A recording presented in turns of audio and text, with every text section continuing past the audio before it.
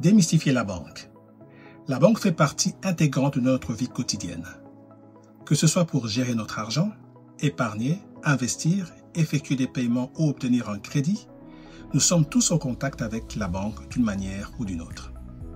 Cependant, malgré notre interaction régulière et quotidienne avec notre banque, il reste souvent un domaine complexe et mystérieux pour beaucoup.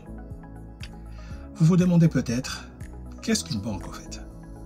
Depuis quand les banques existent-elles? Comment fonctionnent-elles? Comment fonctionnent les prêts, les cartes de crédit, les hypothèques, et j'en passe. En effet, la banque est un domaine qui peut sembler intimidant pour beaucoup de personnes. Cependant, il est essentiel de comprendre les bases de la banque. Démystifier la banque est une série de vidéos spécialement pour aider à naviguer dans le monde de la banque. Cette chaîne offre une approche accessible et pratique pour comprendre les concepts clés. À travers les différents épisodes, vous découvrirez tout ce que vous devez savoir sur la banque. Par des explications claires, vous apprendrez les différents types de banques selon leur activité ou leur statut juridique. Nous allons démystifier la banque et explorer les différentes facettes du domaine bancaire. L'objectif est de fournir une compréhension sans ambiguïté et accessible de la banque pour le grand public. Que vous soyez une personne de n'importe quel domaine, cherchant à enrichir sa culture générale, ou prendre des décisions financières, ou un étudiant intéressé par une carrière dans le secteur bancaire, cette chaîne vous aidera à vous familiariser avec les concepts clés et à naviguer dans le monde des services bancaires. En outre, nous discuterons des défis auxquels le secteur bancaire est confronté, tels que les réglementations, la concurrence accrue et les évolutions technologiques. Nous aborderons également les tendances émergentes dans le secteur, telles que les banques en ligne et les fintech, qui transforment la façon dont nous interagissons avec les services bancaires.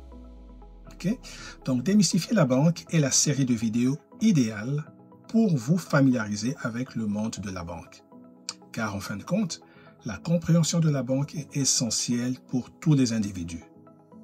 En acquérant des connaissances de base dans ce domaine, vous serez en mesure de prendre des décisions financières plus éclairées, d'optimiser vos finances personnelles et atteindre vos objectifs financiers à long terme. Dans ce premier épisode, nous allons explorer les origines de la banque, définir ce qu'est une banque et citer les différents types de banques. Donc, commençons par les origines. Le mot banque vient du mot italien banca, qui signifie tout simplement banc ou table. Il désignait la table de comptoir utilisée par les changeurs de monnaie en Italie. Au Moyen Âge, les marchands italiens avaient l'habitude de mener leurs affaires dans des lieux publics tels que les places du marché.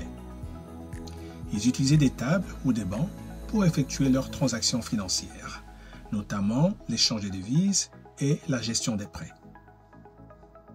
Au fil du temps, le terme banca a commencé à être utilisé pour désigner à la fois le lieu où se déroulaient ces transactions financières et les pratiques commerciales en elles-mêmes.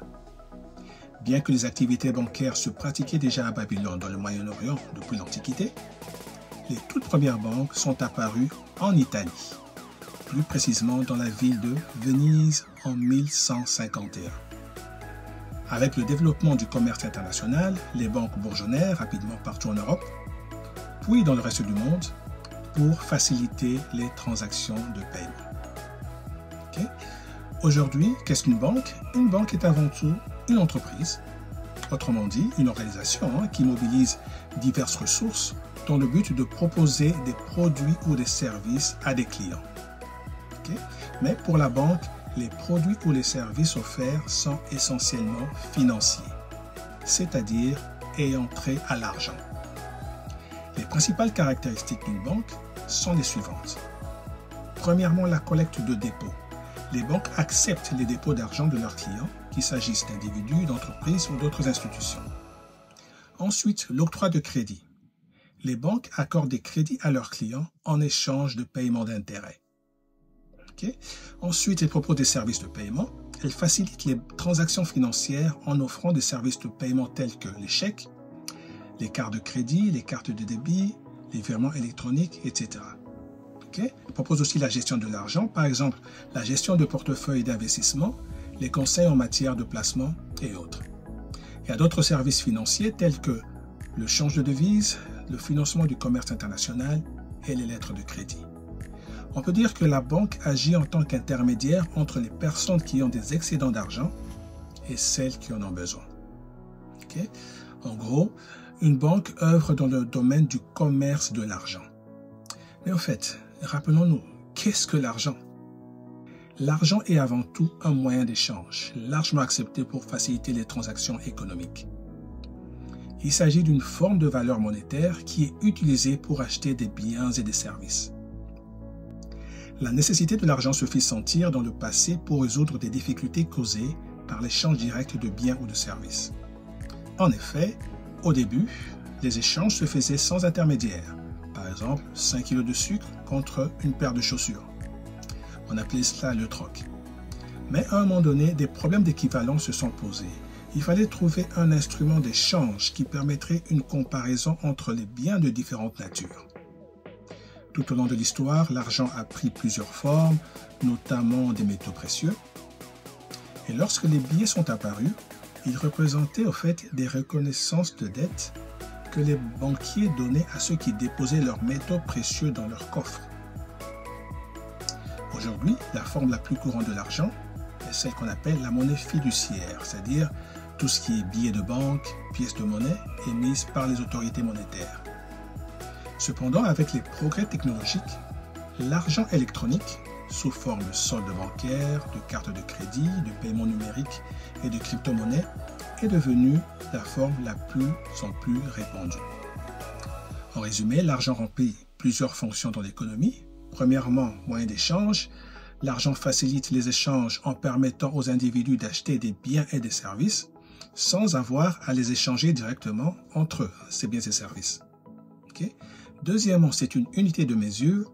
L'argent sert d'unité de mesure pour évaluer la valeur des biens et des services. Il permet de comparer et d'exprimer la valeur relative de différentes choses. Okay? 3. Réserve de valeur. L'argent conserve sa valeur au fil du temps, ce qui permet aux individus de l'épargner et de le stocker en vue de l'utiliser ultérieurement. Cependant, l'inflation et d'autres facteurs économiques peuvent affecter la valeur de l'argent au fil du temps. Okay? 4. Moyen de règlement de dette. L'argent est utilisé pour rembourser les dettes et les obligations financières. Il permet aux emprunteurs de rembourser les prêts contractés auprès des prêteurs. Il est important de noter que la valeur de l'argent est basée sur 1. La confiance et 2. La croyance collective dans sa capacité à fonctionner comme moyen d'échange et à conserver sa valeur au fil du temps. Okay? Les gouvernements et les autorités monétaires jouent un rôle clé dans la régulation et l'émission de la monnaie pour maintenir la stabilité financière et la confiance dans le système monétaire. Maintenant, quels sont les différents types de banques? Okay? Dans le monde financier complexe d'aujourd'hui, il est essentiel de comprendre les différentes facettes de l'industrie bancaire. Il existe plusieurs types de banques qui peuvent être classées en différentes catégories, soit en fonction de leur type d'activité, soit en fonction de leur statut juridique. Premièrement, selon leur type d'activité, il existe 6 types de banques.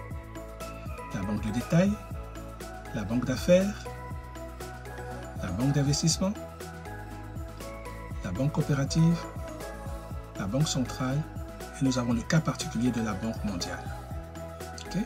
Selon leur statut juridique, il en existe 3, okay? À savoir la banque coopérative, la banque commerciale et la banque publique. Nous expliquerons en détail chaque catégorie de banque dans les prochains épisodes. Okay? Donc, si vous avez apprécié cette vidéo, n'hésitez pas à appuyer sur le bouton j'aime ci-dessous et à cliquer sur le bouton d'abonnement à cette chaîne. Okay? J'aimerais avoir le plaisir de vous compter parmi les membres de ma communauté, okay? Car vous aurez ainsi accès en exclusivité à tous les nouveaux épisodes dès leur publication. Vous recevrez une notification et vous aurez la possibilité de participer aux discussions dans les commentaires.